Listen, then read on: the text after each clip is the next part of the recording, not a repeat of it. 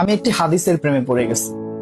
হাদিসটা হচ্ছে ঠিক এমন যে যখন বান্দা একটি ঘরে কান্না শুরু করে এবং তখন আল্লাহর ফেরেশতারা বলে যে আল্লাহ, তোমার এই বান্দাটা কি জন্য কষ্ট পাচ্ছে, এবং ফেরেশতারা আল্লাহর কাছে কান্নাকাটি করে বলে যে তার মনের ব্যথাকে তুমি আল্লাহ কমিয়ে দাও। তখন আল্লাহ তাআলা বলেন যে আমার বান্দা এমন কোনো কিছুর মায়া পড়েছিল বা ভালোবেসেছিল যা আমার চাইতে সে বেশি ওই জিনিসটার প্রতি ভালোবেসে ফেলেছিল।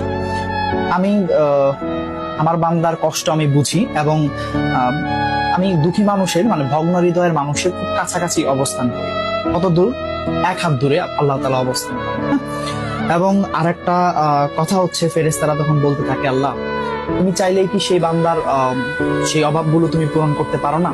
তখন আল্লাহ তাআলা বলেন যে আমি ওয়াদা করতেছি আমার বান্দা যে জিনিসটা তার জীবন থেকে হারিয়েছে তার চাইতে অধিক উত্তম জিনিস আমি তাকে দিব, যা দেখে পৃথিবীর মানুষ বিস্মিত হবে।